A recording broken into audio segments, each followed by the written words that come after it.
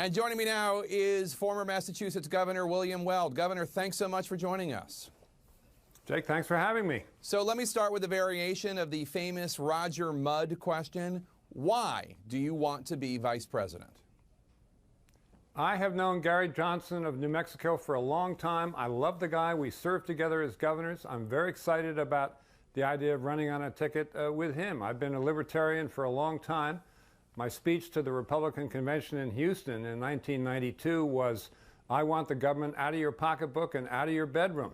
And, you know, Gary and I represent a mix of policy positions that's not represented by either major party, and we would like to get into the national dialogue.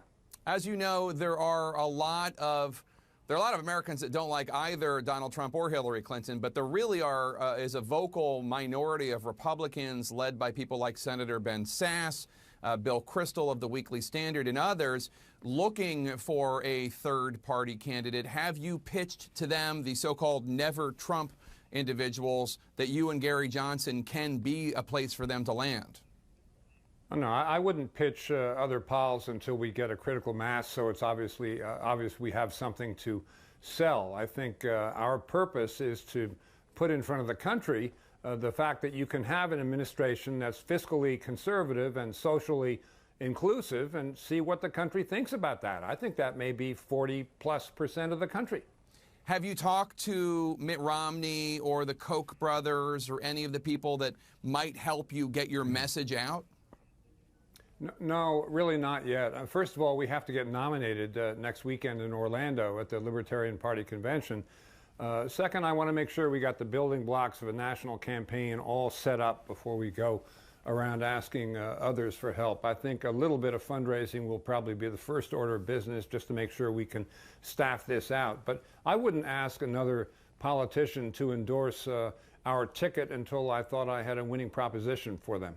Even if you didn't win, a third-party candidate can have a huge impact on the outcome of a presidential race. Some people, for instance, believe that Ralph Nader played a role in helping hurt Al Gore and elect George W. Bush. As a former Republican governor, is that a concern? Would you be comfortable with the prospect of possibly being blamed for tipping the election to the Democrats? No, it's not a concern at all. I think we have our positions. We're going to press them. I'd like to ideally nudge the Democrats toward the economic center, get them away from excessive spending. I'd like to nudge the Republicans to get away from their anti-abortion stance, their queasiness with gays and lesbians being able to live openly and married and peaceably. The unbelievable proposals that have been made in the immigration area to round up and deport 11 million people. This is really not prime time, and we don't mind saying so. Let's talk about immigration. You've obviously differed sharply with Donald Trump in particular on this issue of mass deportation. His plan to deport the estimated 11 or 12 million undocumented immigrants currently in the U.S. Now, you told the New York Times about that plan, quote, I can hear the glass crunching on Kristallnacht in the ghettos of Warsaw and Vienna when I hear that, honest. Now, obviously, for those who are watching who don't know, Kristallnacht, or Crystal Night in English, that's from the Holocaust. It refers to the shards of broken glass that littered the streets after Jewish-owned stores and businesses and synagogues had their windows smashed by angry anti-Semitic mobs.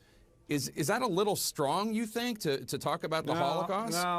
No, I don't think so. I served 5 years on the U.S. Holocaust Commission by appointment of President George W. Bush. And by the way, Israel never had a stronger friend in the White House. And and that was my request. And I'm absolutely certain that, as we said in those years, if we don't remember, we absolutely will forget. And you got to forget a lot of things to think it's a good idea to round up and deport 11 million people living peaceably, most of them working in America in the middle of the night? No, not the United States. China, maybe, not the United States.